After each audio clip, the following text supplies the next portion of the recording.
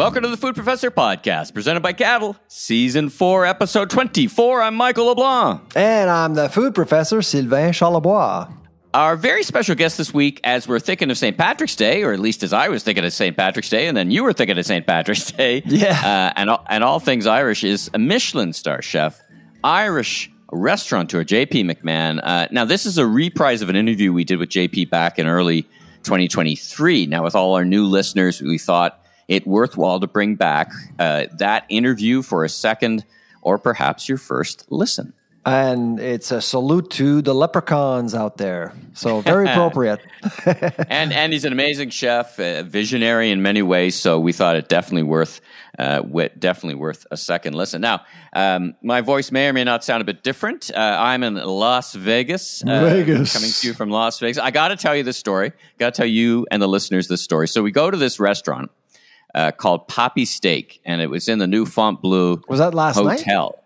night? That was 2 nights ago. Last night I was at Mott 32, which is a Hong Kong chain that has a restaurant in Vancouver and is opening one in Toronto, I hear. Only 6 or 7 in the world. Fantastic. Mott 32. So this, you're in Vegas, right? And I'm at a conference, so you wind up going out to eat a lot. So it's a great opportunity to share. So Papi Steak, you go to this place, and it's kind of, it's not a kind of hardwood kind of sedate place. Already the music is bumping. They got a DJ. This is a steak place. And they got this thing where they bring out in a suitcase a huge Wagyu tomahawk steak. And the people who ordered the steak. In a suitcase. It's on ice. It is $1,000 for this steak. Right? Do you get to keep the suitcase? No. I don't think so. Suddenly, all these lights start happening and zipping around the table that's about to get the steak, and 20 people come running out with lights. The music is bumping, and it's ba, ba, ba, ba. And then when the mic drop hits... You're buying a show. It's an incredible show. When the mic drop hits, they crank open the suitcase. Inside is this Wagyu steak. Dry ice is coming up. The steak itself is on ice. It's not dry. Oh, yet. the smoke. You get this There's smoky smoke look pouring out, and then this guy's holding something up high. I'm like, what's that? It's a red hot iron, and he just bam. And sears and brands the steak. And so you smell that. You smell the aroma because, again, the steak. Everyone smells it. The place goes wild, right? And then they close it up and then they go cook the steak. And I was there with my very good friend, Ted Starkman, and we said, let's just hope we see it once. Like we singularly went to see this. So we were there about an hour and a half, right? On a Sunday night. 12 times. 12 times? $12,000? $12,000. Oh my God! Sunday, and so I asked our great waitress, and they had great people, and they're all having a ton of fun. And I said, "Is this usual?" Like and she goes, it's not unusual. It is a very busy Sunday night. And anyway, I just wanted to highlight, this. We've talked about this bifurcation. Spending money. Like, people have money to spend if you just, in this case, put this amazing once in a lifetime show. I mean, you can rationalize your way to this $1,000 steak because once they cut it up, it's a big tomahawk, right? Everybody. A lot I of can people only assume that of the 12 people, of the 12 tables, I assume that most of them were business meetings, right? Or business meals? No? I would say there was at least 3 birthdays because they brought out a sign, Happy Birthdays. Oh, wow. So there's at least there's at least birthdays. There was a couple, like 2 people who ordered it. And, like 2 people. 2 people eating this. It's a meal for 2. It's a meal it's a massive meal probably, yeah. Well, and it's a tasting thing for many. But anyway, I just wanted to highlight that because it's so... Did you order one? We did not. I must say, I ordered a chicken. They had a chicken on the menu, and it was an $80 cooked chicken. But I have to say, it was one of the best chickens I've ever had, which it should be for $80 US. And it had truffles on top and truffles on. And this is coming from the Last Request Barbecue chef. Yes. Michael LeBlanc, Yes. who actually is an amazing cook when it comes to chicken. And you're saying it's the best chicken you've ever had? One of the best chickens I've ever had. Wow. Like it was. That tells you something.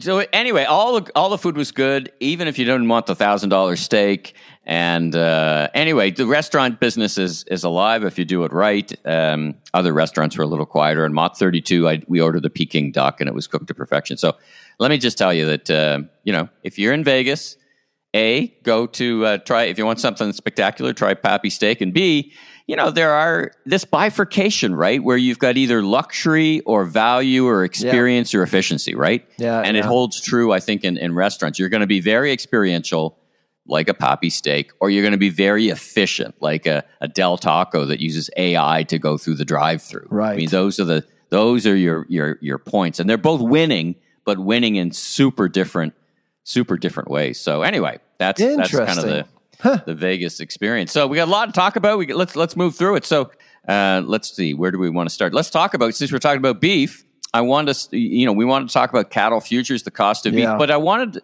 you weren't able to join in. I'm sure you've had the chance to listen to, of course, you've had a chance to listen to my conversation with Colleen from Cattle about the research we did. Now we're doing custom research thanks to Cattle on this Mexican ungraded beef, and we had a good discussion about it, and she gave us some insights from consumers. You helped kind of craft the questions, and I thought it was interesting, and I wanted to get your feedback on it. Two things. One, the degree to which Canadians understand beef grading, first of all. Second, and then we will get to something I misspoke in the last episode, so I want to get to that as well. And second, the degree that they think food is safe. And it kind of came out to me in the research, and we've actually had some of our listeners say, I don't think you mentioned that it was CFIA approved and, it's safe. I did think I said in the interview that, my assumption, very strong assumption, if it's on a grocer's shelf, they're not going to sell unsafe product. But take me through your impressions of what you saw from that research that Cattle did for us exclusively. Well, first of all, I think it was great that Cattle was able to provide some insights in terms of grading. I frankly took for granted that people knew the difference between grading, quality, and safety. They're two very different things, and I guess a lot of people are confused. I say right now, context is pretty interesting because in the United States right now, you're seeing the Made in USA label being pushed right now by the USDA. So by 2026, if you are to use the label product in the USA, your animal has to be born, raised, slaughtered, distributed in the USA. Right now, you can actually have Canadian cattle cross over the United States on 4 legs, and that could be considered as American beef. So you got that going on. In Canada, of course, people are seeing a foreign product as being as less safe. They perceive that product to be less safe. And as soon as you talked about grading, people immediately went to safety, which I thought was really interesting, but it's completely different, to be honest. Yeah. And we all know why we do have ungraded Mexican beef. And I don't know if we still have some in the market. I haven't heard a whole lot of noise in recent days, but we all know what's going on with beef prices and cattle futures. I mean, cattle futures are skyrocketing right now. So it's going to be a good year for cattle ranchers because there's just no inventory. And there was a drought. There's a drought in the U.S., a drought in Canada that actually makes feed costs more expensive, and most ranchers are just keeping their number of heads very, very low to keep costs down. And so it's going to be good for cattle ranchers, but consumers are going to be caught up. It's going to catch up to consumers eventually, and that's really why we should be accustomed to the fact that we're going to see more of these products coming from elsewhere. But protectionism in the meat business is strong, and we've always had there's always been some tensions between Canada and U.S. If you go back to the Bush years, many years ago, the cool mandate, the country of origin labeling mandate, which was actually disputed by Canada, and we actually eventually won. That ended back in 2015. We're kind of seeing that again, and I think that's due to COVID and the price of food, and people are thinking, well, maybe I should. If I'm paying an arm and a leg at the meat counter to get my piece of meat, might as well make it Canadian or make it local.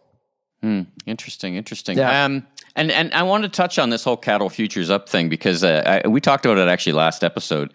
What are the causes? And I've been reading about cattlemen who have had to, ranchers and farmers who've had to, they'd rather just not raise the animal. You've always talked about farmers being price takers. Are we now at a point where, because of the climate issues around drought, that the price will go up and that the market will settle, as the economists would say, that in the fullness of time, like 18 months, because as you said, it takes about 2 years, that we could see this market settle. As I read in a report, we could see 4-6% increase in beef prices. Do you see overcoming droughts? Do you see the market settling in the near future? No.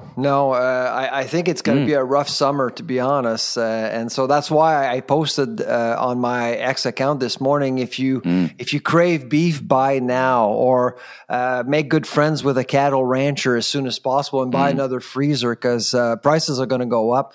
The good news is that when you look at the meat trifecta, pork is still dirt cheap.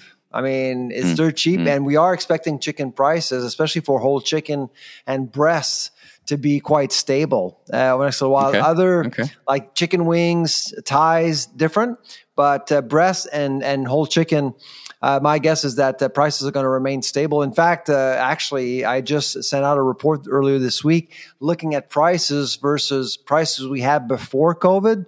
Would you guess, Michael, that chicken breasts are cheaper now in Canada? Wow. Than in February 2020. Wow. So, minus 3%. It's a great way to, wow. I'm a little bit shocked, because actually. Last year, a CTV reporter posted on social media a picture of 5 chicken breasts.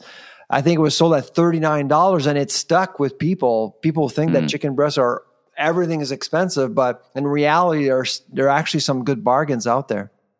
All right, well, let's move on from beef a little bit. Anyway, let's talk about Chipotle's spectacular stock split. What's going on with, we started the episode talking about this kind of bifurcation, right? Chipotle, a good example of, efficient, nutritious, but not experiential. What's going on with Chipotle, and what does it tell us? I got to tell you, Chipotle is an amazing business. When you look at their stock price, it's out of reach. When you look at the food service industry, you got RBI and different public companies, and typically the stock price is $25, $50, $100. And, it's for investors, you want to keep it, the stock price has to be attractive, right? You got to see some room for improvement and things like that. It's all about marketability. If your stock price is at $2,000, investors will say, well, where's the space for growth here? And where else can this stock go? Where else can this stock go but down? But the Chipotle stock price has been really a miracle. It's over $2,000. Wow. And I've always wondered for months, how is this happening? They've been able to really grow and do very well in their market globally. And I got to tell you, I've been impressed by it. And they've actually had some drawbacks with recalls and food safety problems in recent years, but they've overcome all of that. And they're opening new stores now worldwide. And now they've decided to split the share. They just decided today that they would split the share. And frankly, it's about time. If they didn't need to do that before today, I got to tell you, that company, and I'm not an investor, I don't buy any shares in the food industry at all. But if I were to invest in a food service company, it'd be Chipotle. Interesting. And what do you think it tells us about the market? Is it this is it because people love Mexican food? Is it because they like fresh? They like a little protein. They like customization. That's a big part of Chipotle, right? You make your mixing bowl. Like, what is it? What does it tell you about QSR I think and fast food and quick serve? I think Chipotle is going to age well because of the youth of their market. I mean, millennials are all over Chipotle. The Gen Zs as well. They like the ethnic food, and frankly, the freshness is there. Is the quality's there too? I think that's. So they have a lot going for them, for the stock, for the company. And so, I mean, I was in Boston last week, and the first thing my kids wanted to do was to go to Chipotle. Wow. Yeah. Come on, really? And the service is actually pretty good. And it's not like, and they kept it very simple and human, which is another issue. I mean, and I do respect McDonald's for going with the ATMs and everything else. And we are expecting more businesses to do that. But Chipotle has remained pretty faithful towards humans and having humans serving humans. And I think there's a lot of that. That factor is actually helping the brand.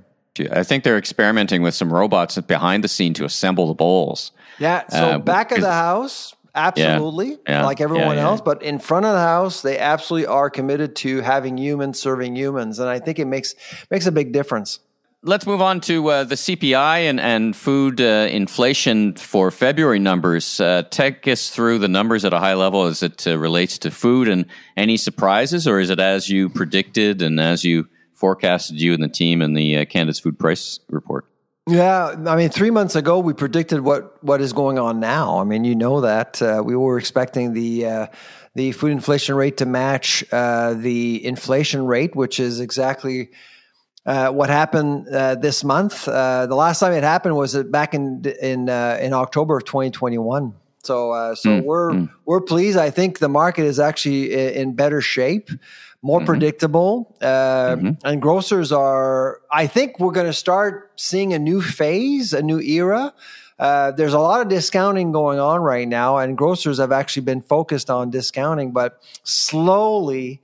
Michael Medline actually mentioned this week that we're expecting a less frugal market. We're going to focus more on brands and quality. And Michael's the CEO of Empire and the Sobeys Group, by the way, just in case the listeners don't know the name. Yeah, exactly. And you've interviewed him on a few occasions as well. He's a great guy, great leader.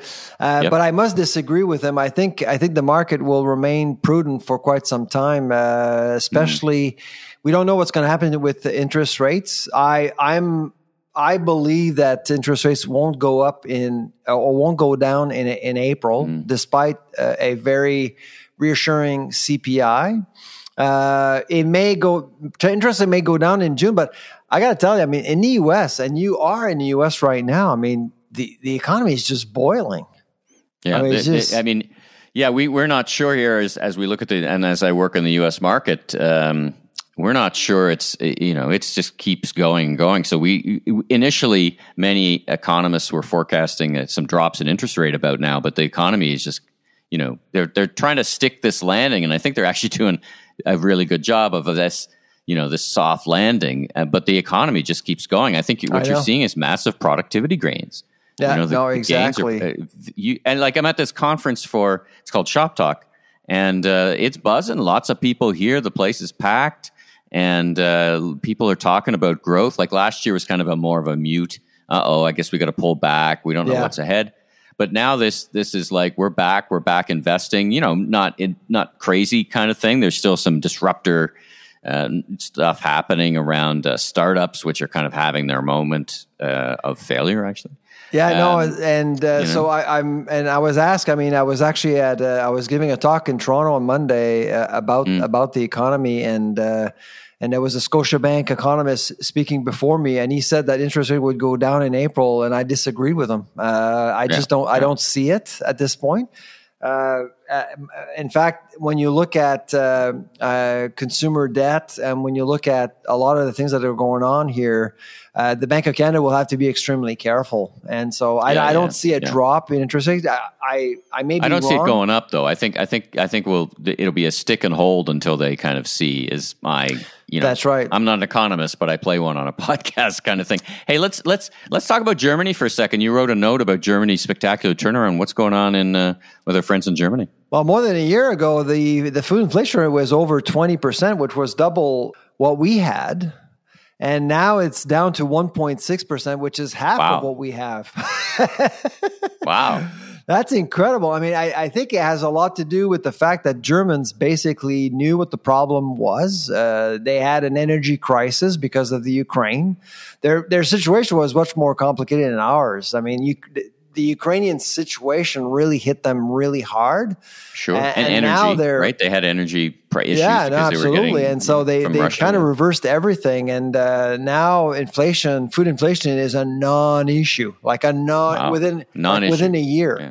But prices are still high. Like, people talk about food inflation coming down, and you and I have talked about this, but at the same time, the food price is stuck at a pretty high level. So if you compare year over year, sometimes you made the point about chicken actually being cheaper, but in many issues, people are paying way more for food than they used to, though the trajectory is kind of flat. Is that a fair statement? Yeah, even absolutely. About us in Germany? Okay. The biggest problem the food industry has right now are perceptions. If you ask anybody out there, how much prices have gone up since COVID?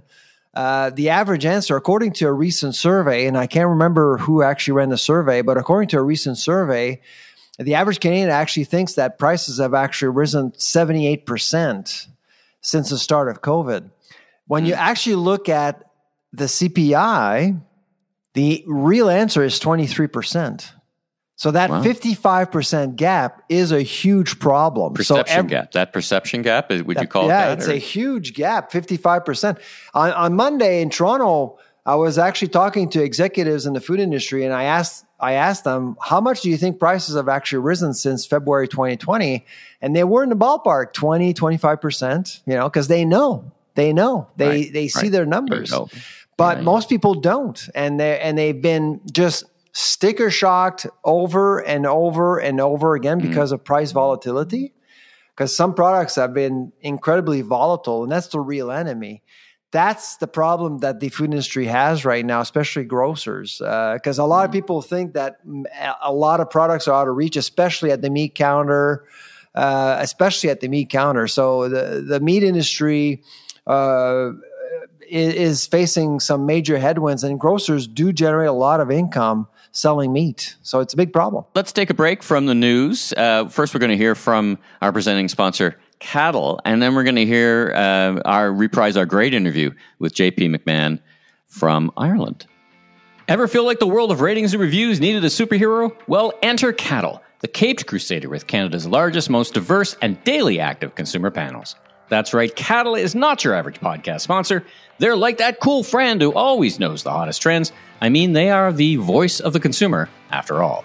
So why choose Cattle? Because Cattle excels in consumer insights from your consumer while also blazing trails in the realm of ratings and reviews, pioneering the future landscape of user-generated content.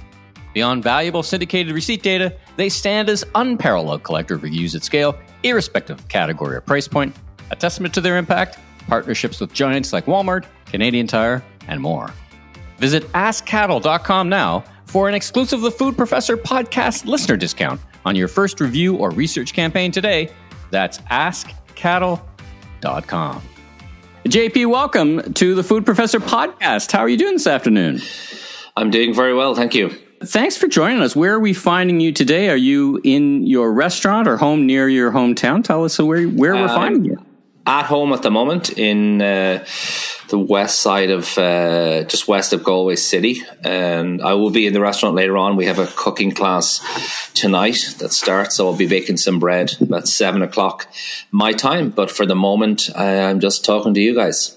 Sylvain has not had the pleasure. You and I have had the pleasure to meet here in Toronto, and we've chatted. And thank you again for joining us. So I know lots about you, but for those who may not, tell the people who you are, your journey to being a chef, a restaurateur, author, painter, PhD. I mean, we have 2 PhDs on the call today, so I'm feeling a little intimidated. Irish ambassador for food. So who are you and what do you do for a living? Well, I always say I'm very confused, and I think the list of honors you gave me says I still don't know what I'm trying to be, but I continue doing things.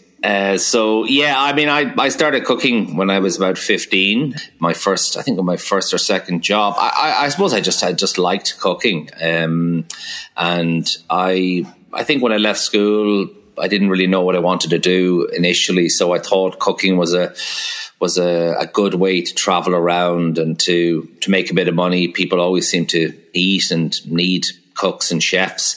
So I did that for a couple of years, and then I went back to college to try and escape cooking. And as you can see, I didn't do very well. I did all right in college, though. I 20 years later, I got a PhD in drama, which was another passion of mine. But I mean, I've continued to cook all along the way, and we opened our first restaurant in 2008. So it's 15 years ago, actually, that restaurant is celebrating its 15th birthday this year. And yeah, it has been a very organic process. I mean, I don't think I ever sat down and said, I want to open up 3 or 4 restaurants. I want to set up a food symposium or write a couple of cookbooks. I think always it was kind of do one step and then see what would happen. Yeah, it's a very creative journey for you. You're a painter as well. I mean, you're just a Renaissance individual. Let's talk about your restaurants. Tell us where they are, the concepts behind them. I know a bit about them and what inspires you. Yeah, so just until last year, we had 3 restaurants. We have two at the moment.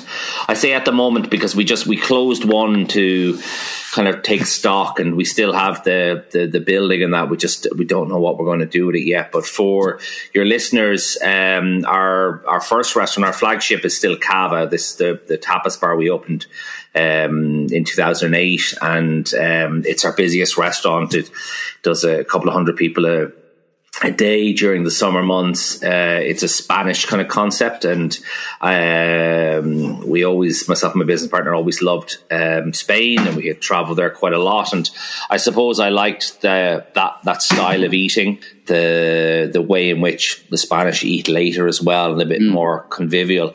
And then in 2011, we opened up Aniar, which is, I suppose you could say, which is the most famous restaurant we have because it won a Michelin-star in 2012.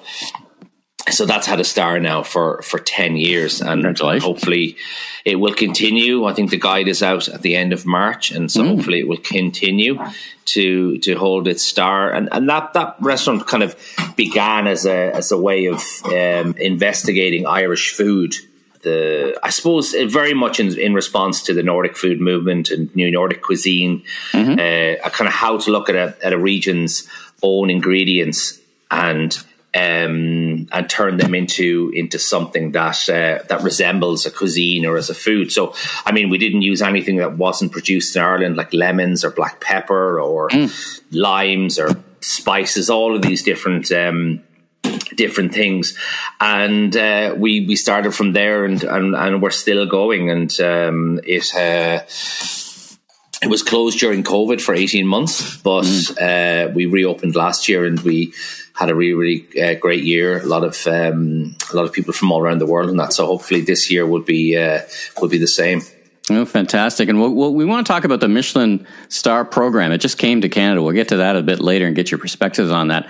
So, like Canada, the Irish restaurant industry was pummeled during the COVID era. As you said, you were closed for 18 months. It was not dissimilar here. I think that the industry's still recovering. Now, is it because of the industry shutdown or other factors affecting people and diners? I mean, talk about your experiences. Is it hard to find people? It feels, at least in Canada, there's a lot of people who left the industry and went to do other things and haven't come back. And You know, I've listened to, we've had a guest on the show, Corey Mintz, and he talked about, you know, it's 14 hours with knives and fire, and it's not for everybody. And talk about your perspectives around, you know, not about COVID, we're not a history lesson, but about how you see the industry writ large today. Yeah, I mean, it was a difficult time, and I think I suppose it established some type of break in the habits that we have, both as chefs and as front of house staff, but also as diners. And so a lot of people who may have gone out a lot all of a sudden didn't go out at all. And then on the opposite side, a lot of people who worked their whole life in the industry for maybe 10 or 15 years realized that, you know what, maybe this is a good time to change and do something different. And we're still, I think every place in the world is still responding to that fact. I mean, it was one of the reasons why we closed our wine bar Tartare. We had 3 places to kind of reignite after COVID and staff them again. And we just couldn't seem to get it right. And we gave it 6 or 9 months, and staff would come and go. We couldn't get the right staff. We couldn't get enough staff. And in the end, we felt that running 2 businesses well was better than running 3, with not enough staff. And we could feel the staff as well we're feeling the pressure as well. So it has changed things in the industry. I think, as you said, I mean, the days are long, and even when they're not long, it's still a particular type of person that works in hospitality. And you could say over the last 15 or 20 years, less and less Irish people work in hospitality. And I don't know if it's the same in Canada. I know when I started, maybe everyone in the kitchen was Irish. And now I think about, of our 50 staff, we might have 5 staff that are Irish, and people are from all over the place. But it is, and I don't know if that's the rise of big tech and people going to work elsewhere. I mean, I think it's the same in retail. The first job I took, when I finished school, was working in a shop, and everyone was Irish, and I still know the same shop, and I went in, and there isn't, everyone is Asian now, and I don't know if that's just the way things go, the way things have gone in the world, but it seems that those 2 types of industry require a lot of standing on your feet, a lot of manual labor, do require a lot of, if it's not necessity, they require a lot of love, and people really have to enjoy the industry. Now, saying that, we've got a wonderful 15-year-old doing work experience at the moment, and it gives me hope. He's in Aniar, and he wants to learn, but it's still they're few and far, you know. Let's talk more about your talent management strategy. There's been a lot of talk about tipping and pooling and timpflation. And what are the things that you're doing now that you weren't doing, say, 2-3 years ago when it comes to your staffing, talent? Are you trying to keep your staff as long as possible? What has changed the last couple of years? Well, I definitely think staff retention is a big thing. Now, we I suppose I think we provide a very good conditions in terms of the way in which our staff work. I mean, I've always been quite conscious of working as a chef and then, I suppose, transitioning to be like a chef restaurateur. I mean, I was always acutely aware that we need to create a nice working environment. I mean, so that hasn't changed. But I do think I'm more conscious now of the amount staff are working, and trying to get them to work less, because I think, particularly before COVID, I mean, everyone just worked, and it was kind of like a given, and you just kind of keep on working. You're required to do more hours. But I'm just very conscious now of trying not to, I suppose, not to push the staff as much as I possibly did in the past, and making sure they're happy, chatting to them. So there is a lot of administrative work on that side, and I still don't think I get to, with the amount of staff we have, I get to see everyone, and it is difficult, but it is it is an employees market at the moment, and places can quite easily take 2 or 4 of your staff members, and then you got to start all over again. And I mean, sometimes it's just a question of them moving on, but other times you just have to really try and balance those things out, you know. Mm-hmm. I'm sure you're familiar with the restaurant called Noma. It was known as likely the best restaurant in the world for a while. It did announce recently that it was closing. How did you react when you heard that? And what does it say to all of us in terms of where the industry is going?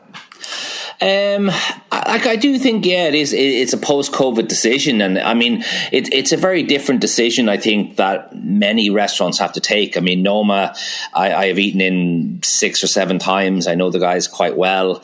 It is, I suppose, like in the caliber of restaurants, like the same with football teams that win the Champions League. And I suppose they feel it necessary to continually reinvent themselves. And that's not the case for every restaurant. And so I don't think it signals like the end of fine dining in any capacity. I do think it signals a shift in our understanding of what restaurants want to do. Now, whether or not customers want to follow suit, and I think the issues around staging, and I mean, we take stages in our restaurant. We take about 2 at a time. I think that sometimes it's customers read about these things and say, "Oh God, that's terrible. Stage is working for free." But I mean, if you suggested to those customers that, do you want to pay €3,500 for your meal? That's right. They might say, "Well, no, I don't." And so there is a little bit of faux outrage, I think. Sometimes I see the benefits. I mean, from having staged myself and from now nurturing stages, I see the benefits when it's done well. Of course, like every system, it is open to exploitation. But for me, focusing on one restaurant as opposed to the entirety of restaurants in France that practice staging is just looking for like a straw dog. And so I do think like the closure of Noma or its reassessment, like it wants to turn into a pop-up somehow with a mixed with a think tank. I don't know how that model will work for them financially, but it does, I suppose, make me reflect. How long? I'm just curious, JP. How long did you stage for when you started off? When early on in your career? Oh, I staged here and there, for different lengths of time. I mean, it was never it wasn't a protracted program. I might spend a couple of days in Geranium and then in Noma, and spent a bit of time in Amass. I suppose I staged quite selectively. And you felt that you had the freedom to do so? Yeah, absolutely. Yeah. And like I still recommend it to young chefs, and even Callum, who's with us, I say, you should try and maybe go stage in a place in London. I mean, sometimes I don't see the benefit of staging for 12 weeks. I know some restaurants like that, but sometimes I say, look, you know what? Contact the restaurant and say, can I go in there for a week and learn from you guys? Because I always see staging in much the same way as doing a college course. Like, I mean, no one pays you to go to college. Generally you got to pay to go to college, and then you learn things. So I actually think the benefit is on the stagiaires, because they go somewhere and they get free knowledge. I mean, of course they're giving their labor in return for this knowledge, but I definitely see the benefit of it. And it's just knowing where to go. I mean, and I certainly wouldn't send anyone anywhere. I certainly wouldn't send anyone anywhere that I didn't feel they were going to get some benefit, or if I thought there was any sort of element of like exploitation, or they're just going to be doing rote tasks. But saying that, sometimes repetitive tasks are part of the industry, and I mean, like when you're prepping for 100 people, it's all repetition, Yeah. Talk to us about the Michelin program. You are an owner of a Michelin restaurant. It just entered the Canadian market in both Toronto and Vancouver.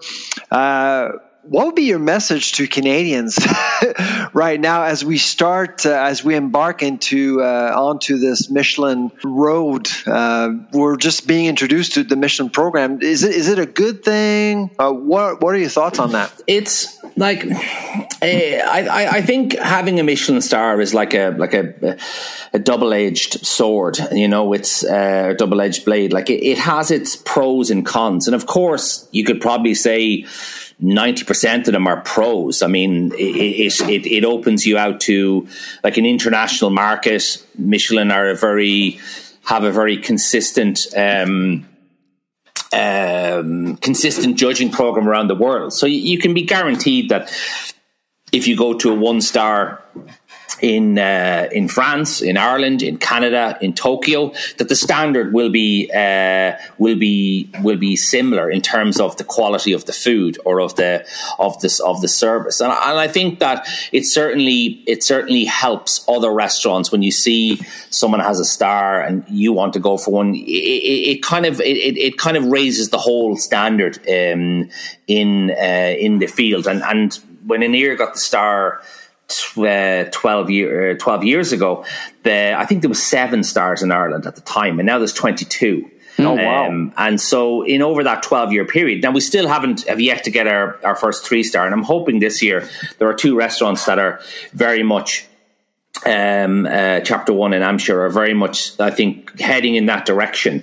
And we'd like to try and see if we can get a 2nd star. And it's about a process of refinement and waiting to be judged. And sometimes it's frustrating because you don't, it's not like you can sit down and chat to them and give feedback. They come in, they eat, and then you find out the following year when the guide is released. Right. Sometimes you do, and sometimes they don't. Actually, lately they've gone under the radar a bit more. I think with the kind of social media boom and smartphones from about 2010, 2012 onwards, they did become a little more transparent and chatting to you and that. But they seem to have gone a little bit more into the background, and I suppose it's because once somebody knows Michelin are in town, they generally let everyone else know. And I suppose they like to be able to eat anonymously. So when the restaurant is in, when we feed them, they want to just to be like any other customer, because they wanted to see how it really is, as opposed to, oh yeah, I know this is Michelin, I'm going to give them a better meal and better service. So sometimes we do, and sometimes we don't. I think the downside of it is that like chasing stars is admirable, but sometimes it takes away from the fact that a lot of restaurants produce really good food and they're not designed for the star system, and that doesn't take away from what the quality of the food they have on offer. I mean, our tapas bar, we're in the Michelin Guide, of course, and that's the Michelin have a plate system and a bib system and different standards, but it's not, sometimes it's not useful to try and only focus on stars. I think it's much more important to focus on food and let the stars come, as opposed to opening restaurants that say, okay, let's open a restaurant and get 1 star or get 2 stars. Because sometimes what happens is, particularly at the higher end, restaurants open, a lot of money gets invested into them, and then stars never come. And I think that's something to reflect upon. Certainly on the Canadian side, I think, because we've seen plenty of places in England where millions is invested and then no stars are forthcoming. So I think for me, you have to be careful, because of course stars bring prestige and financial gains, and sometimes it's seen as an easy route to, well, let's just build a fine dining restaurant and put a chef in there, and hopefully he'll get 1 or 2 stars, and then we can start charging more. Whereas I favor the organic approach, where you set up a restaurant, you try and do the best food you can do, and you're rewarded in that capacity, I wanted to ask your advice to restaurateurs and the industry people listening. And I wanted to ask it in a format of 2 starts and 1 stop. So your advice to the listeners, 2 things they should start doing and 1 thing they should maybe stop doing or do less. How do you think about that? And 2 starts and 1 stop.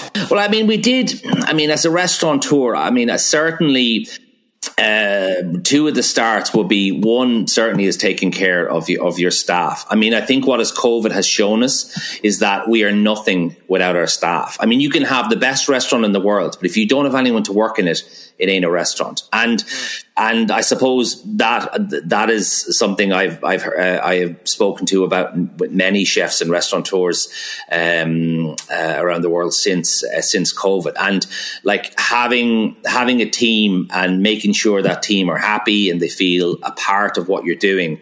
There are many ways to do that, but I think that's certainly one of the starts. And I think the second, I mean, for me, it's important to always keep going forward. I mean, it's I'm not one to rest on my laurels, and whether it's a cookbook I've just written or the star that I have, for me, it's very much I see restaurateuring as a process, and it's always about, well, where are we going to? And you won't always succeed. I mean, sometimes you will fail, but I think that those failures can be, if you learn from those failures, then I think that they can be taken as successes.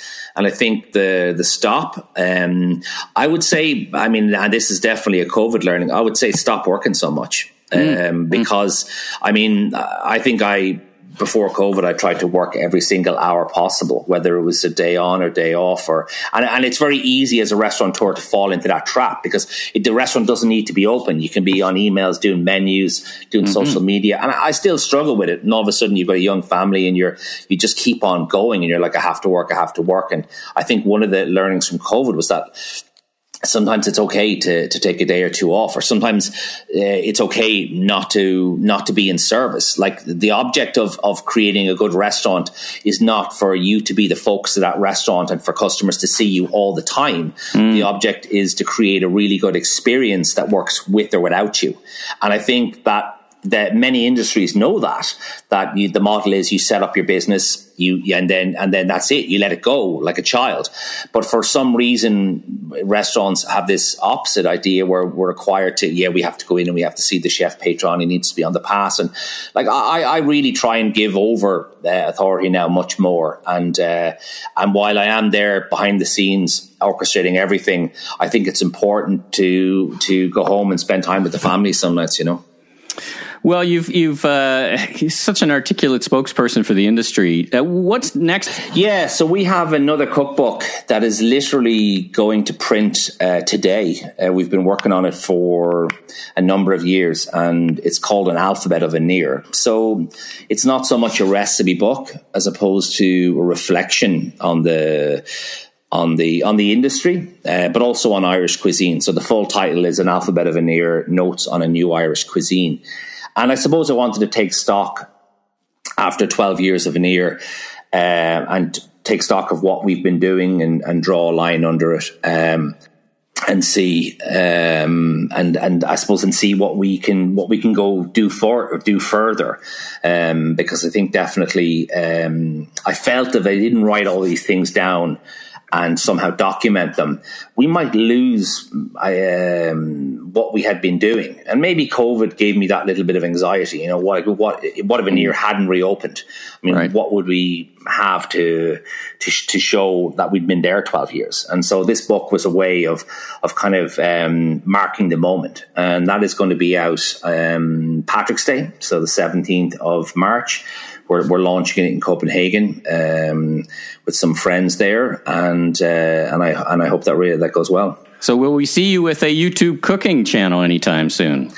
Yeah, I don't know if I ever get a YouTube cooking channel. I've just about at capacity of all the things that I do, and as you mentioned at the beginning, I mean, as well as doing painting, I also like writing plays and that, and sometimes I feel I don't give that enough attention. So, I mean, I have a few cookbooks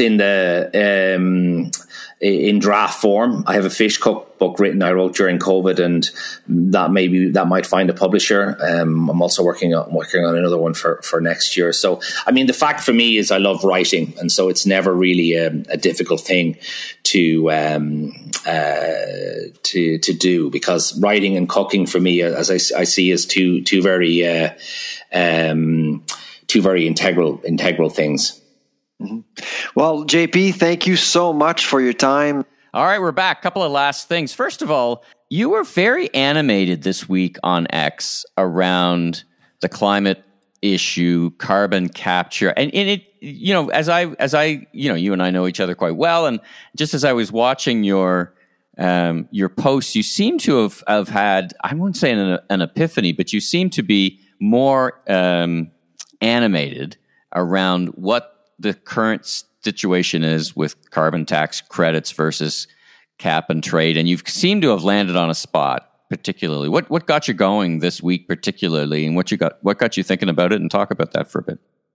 Well, first of all, thank you for paying attention. The epiphany part, I'm not sure, because I've always been uncomfortable with the price, with the carbon taxing policy, to be honest. I've always been more of a carrot person than a stick person. Mm-hmm. But you've been more about hey, don't put it on food, don't put it on this, as opposed to totally changing the system.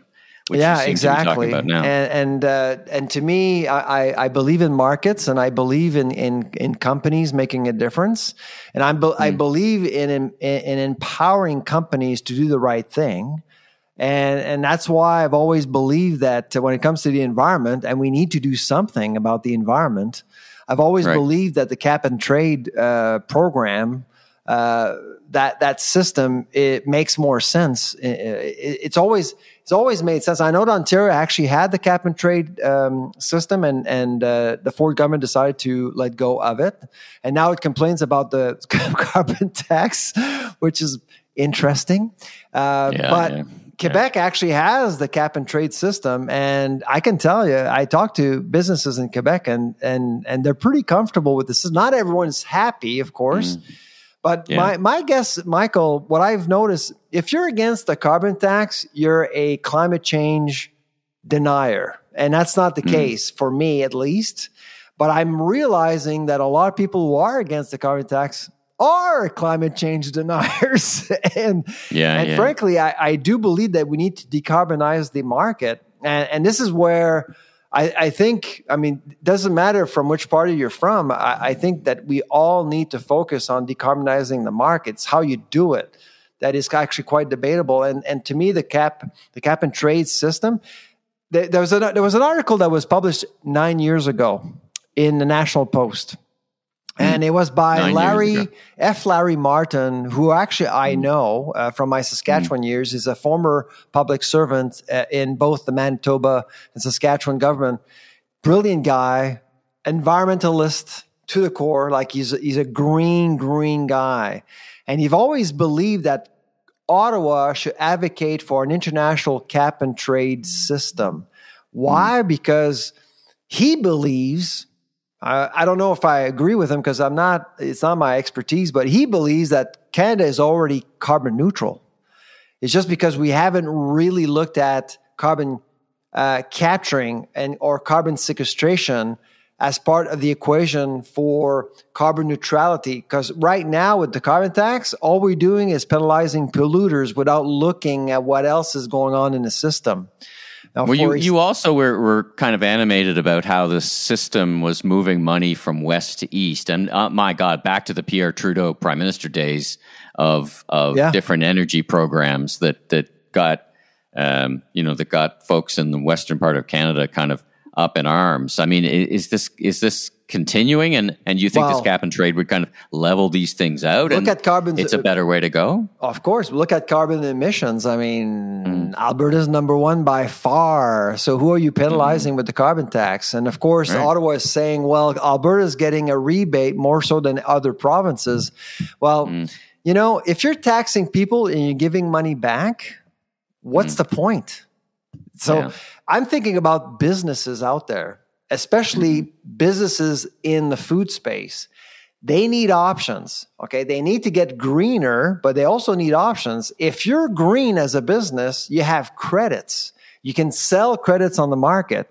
If you're polluting, you can buy credits or exchange. So I think it makes businesses smarter from farm gate to store and service.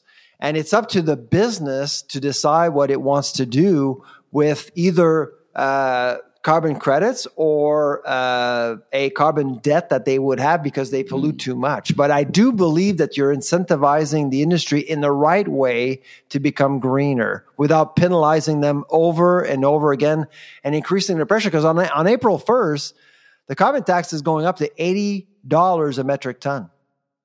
So that's more pressure put on businesses that we have in Canada, and they may actually decide to just, you know what, this is too much. I'm going elsewhere where the carbon tax is not as high. Well, it's a, to say the least, it's a fascinating issue. It's an election issue, so I'm sure it'll be a topic for much discussion. Let's leave that issue. One last thing, you sent me this report on global agri-food tech investing, and yes. I wasn't happy with reading this report. You and I are starting to get ready to go to Seattle, where we loved seeing food innovation. Did you see that Goodleaf Farms was in the report? I did. So, yeah. But the report itself is not positive. It's not positive. And it's interesting because there's a narrative around, and it got very political, where our deputy prime minister was talking about, maybe the pension funds should invest in more Canadian, spend the money here of Canadians versus let's just find the best return for the pension fund. So all these things are kind of connected. But take us through this report, because it doesn't look like there's a lot of money flowing into ag tech. Talk about it. Private money, specifically. Private money. Oh, yeah. Okay. So public money, the government is actually investing quite a bit, but when it comes to private money, things aren't well in Canada, unfortunately. And you're seeing, other countries picking up the pace, even China. Ireland, for example. Yeah, Ireland's as well. A big investor in that sector. So, I was expecting agri-tech investments to drop in 2023 because of interest rates, because of what's going on around the world. But, it did drop by 50%. And Canada is not a strong private player. And when you look at the number one investment we've done in Canada, it's Goodleaf Farms with Barry, who's been on our show before. And Goodleaf Farms is all about debt financing. That's it. That's all it is. So with seed money, we're doing very well as Canadians. But for Class A, Class B, Class C, all these other categories to scale businesses up, we are doing very, very poorly. So we're very good at starting businesses. We're just not good at keeping them. Well, we got to do, it all anchors back, or it goes back to the GDP productivity issues, right? If you don't invest in these things now, you're not going to see the productivity later. Right. Exactly. And so the report is I think it's a great report. It's important to get that. I've actually communicated with the group and to ask them about Canadian data, because we don't have any data. Good luck finding any data in Canada. So we have to ask the Americans to give us Canadian data. Anyways, I'm waiting for that, and hopefully I'll have something to share next week. Excellent. Well, this is a great episode. Thanks, everybody, for joining us. We will be back next week, and once again, we're already underway in planning for our Seattle food innovation. So innovation always on our minds. So we got a couple of issues we'll pick up again next week's episode. But until then, I'm Michael LeBlanc, consumer growth consultant, podcaster, and advisor. And you are? I'm the food professor, Sylvain Charlebois. All right. Well, have a great week. Safe travels. You got a busy kind of week ahead of you, and I'll be back in Canada very shortly. So look forward to talking to everyone again next week. Don't forget about that 5-star review. It really helps. Goodbye, everybody. Bye-bye.